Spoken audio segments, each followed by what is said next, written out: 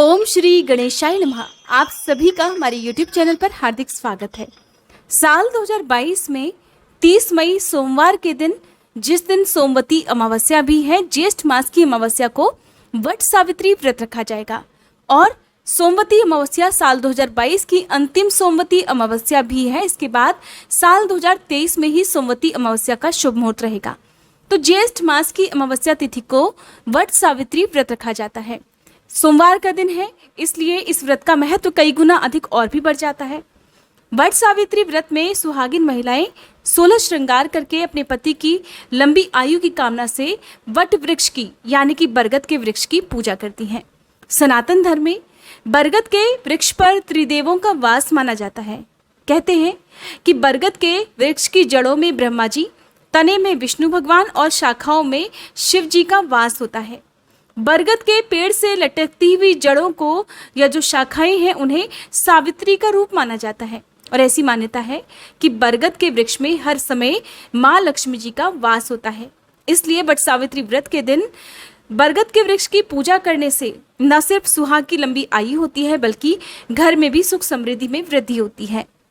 वट सावित्री व्रत कोई आसान व्रत नहीं है, बहुत ही कठिन व्रत रखा जाता है। जिस तरह से करवा चौथ का या फिर आखा तीज का व्रत पति की लंबी आयु की कामना से रखा जाता है, या हरियाली तीज का व्रत रखा जाता है, उसी तरह से ज्येष्ठ मास की अमावस्या को और बहुत सी जगह पर ज्येष्ठ मास की पूर्णिमा के दिन भी वट सावित्री व्रत रखा जाता है। क्योंकि इस व्रत में निराहार और निर्जल रहकर व्रत रखना होता है। क्योंकि ज्येष्ठ का मास सबसे गर्म महीनों में माना जाता है, तो ऐसे में बिना जल के इस व्रत का पालन बहुत ही कठिन होता है। तो आज के इस वीडियो में आप जानेंगे साल 2022 में पड़ने वाले वट सावित्री व्रत की तिथि, शुभ मुहूर्त के साथ साथ आप जानेंगे कि किस प्रकार से वट वृक्ष की पूजा करनी चाहिए। यदि वट वृक्ष आपके आसपास उपलब्ध ना हो तो फिर पूजा किस प्रकार से करनी चाहिए। वट सावित्री का व्रत रखने वाली महिलाओं को सुबह जल्दी उठकर स्नान आदि से निवृत्त होकर साफ स्वच्छ लाल रंग के या पीले रंग के वस्त्र धारण करने चाहिए।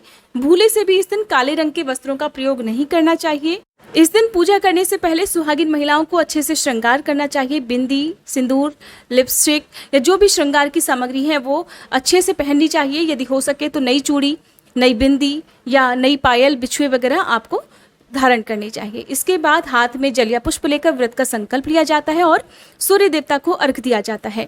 फिर सुबह के समय ही बांस की टोकरी में या फिर अगर आप चाहें तो कोई भी टोकरी में पूजन सामग्री रखकर आसपास जो भी वट वृक्ष हो वहां जाकर पूजा करनी होती है।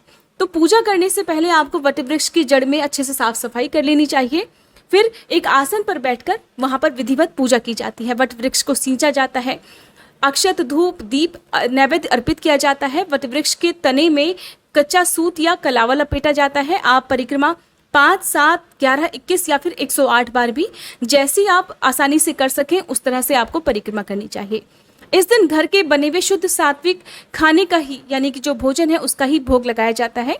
भोजन में आप कुछ ना कुछ मीठे पकवान जरूर बनाएं। बहुत सारी जगह पर आज के दिन मालपुए या गुलगुले वगैरह बनाकर उसका भोग लगाया जाता है। जब परिक्रमा की जाती है तो उस समय बहुत सारी जगह पर मान्यता है कि एक दिन पहले के भीगे हुए काले चने से परिक्रमा की जाती है। हर परिक्रमा पूरी होने पर एक एक दाना वृक्ष की जड़ में अर्पित कर दिया जाता है, या फिर आप मूंगफली के दानों का भी प्रयोग कर सकते हैं।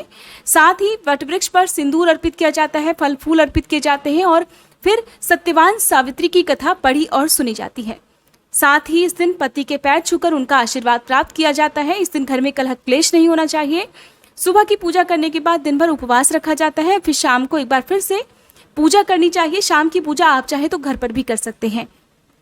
यदि वट सावित्री व्रत की पूजा करने के लिए आपके पास सत्यवान सावित्री की मूर्ति ना हो तो आप घर में भी मिट्टी से सत्यवान सावित्री की मूर्तियां बना सकते हैं। इस दिन वट वृक्ष के नीचे पंखे से हवा जरूर करनी चाहिए। आप चाहे तो बांस का पंखा प्रयोग कर सकते हैं, नहीं तो आप पेपर फैन भी बना सकते हैं। वैसे आजकल बाजार में आपको हर तरह के पंखे मिल जाएंगे, आप किसी भी पंखे से हवा कर सकते हैं। उसके बाद पंखे का दान भी करना चाहिए।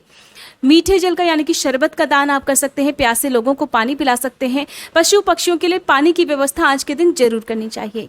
फिर दिन भर उपवास रखने के बाद रात को आप पूजा करने के साथ ही अपना व्रत खोल सकते हैं। चाहे तो आप फलाहार ग्रहण करें या जिस तरह से भी आपने पहले से इस व्रत को रखा है उन नियमों का पालन आप इस दिन कर सकते हैं।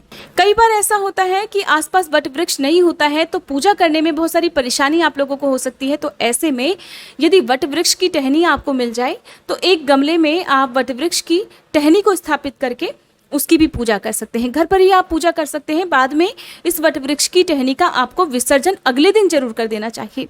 जो भी धूप दीप नैवेद्य या अक्षत आपने अर्पित किए हैं उनमें से जो जो विसर्जन करने वाली सामग्री है उसका अगले दिन सूर्योदय के बाद विसर्जन जरूर करना चाहिए। इस व्रत को आजीवन रखा जाता है। यदि कोई समस्या हो, कोई परेशानी हो तो आप बीच में इसका उद्यापन भी कर सकते हैं।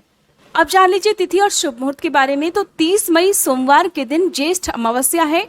इस दिन सोमवती अमावस्या होने के साथ साथ वट सावित्री व्रत भी रखा जाएगा और इसी दिन शनि जयंती भी है। ऐसे में आज के दिन आपको पीपल के वृक्ष की पूजा भी करनी चाहिए और सरसों के तेल का एक दीपक शनिदेव के मंदिर में और पीपल के वृक्ष की जड़ में भी जलाना चाहिए। पति पर यदि किसी भी प्रकार का शनि दोष हो, उनकी कुंडली में कोई शनि ग्रह से संबंधित पीड़ा हो तो ऐसे में पत्नियों को चाहिए कि आज के दिन विधिवत पूजा आप जरूर करें।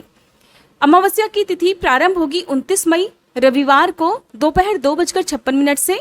इसके बाद अमावस्या की तिथि समाप्त होगी 30 मई सोमवार को शाम 5 बजे तक। 30 मई सोमवार को सूर्योदय का समय रहेगा सुबह 5:45 और सूर्यास्त का समय रहेगा शाम 7:03 पर। अमावस्या की तिथि पितरों को समर्पित मानी जाती है तो इस दिन पितरों के निमित्त श्राद्ध तर्पण कार्य आदि भी किए जाते हैं। आप वट सावित्री व्रत के साथ साथ यदि रखना चाहें तो अमावस्या का व्रत भी आप साथ ही में रख सकते हैं और अमावस्या की पूजा भी आप कर सकते हैं। इस दिन राहुकाल का समय भी रहेगा जब आपको किसी भी तरह का शुभ कार्य करने से बचना चाहिए। तो राहुकाल का समय रहेगा सुबह 8:30 से लेकर 9:30 तक। बहुत से लोग राहुकाल के समय का ध्यान नहीं रखते हैं क्योंकि राहुकाल के समय में की गई पूजा पाठ का अशुभ दोष लगता है, उसका अशुभ प्रभाव आपके जीवन में होने लगता है। इसलिए आप राहुकाल का समय प्रारंभ होने से पहले पहले सुबह की पूजा कर ले, बहुत अच्छा होगा। नहीं तो आप फिर राहुकाल का समय बीतने के बाद पूजा करें। ये थी आज की वीडियो। अगर वीडियो पसंद आई हो तो प्लीज वीडियो को लाइक जरूर कीजिएगा और हमारे चैनल पर आपको हिंदू धर्म में प्रचलित जितने भी व्रत और त्योहार हैं उन सभी की तिथि और शुभ मुहूर्त की जानकारी इसी प्रकार से मिलती रहेगी। चाहे तो आप हमारे चैनल को सब्सक्राइब करके बेल आइकन भी प्रेस कर सकते हैं।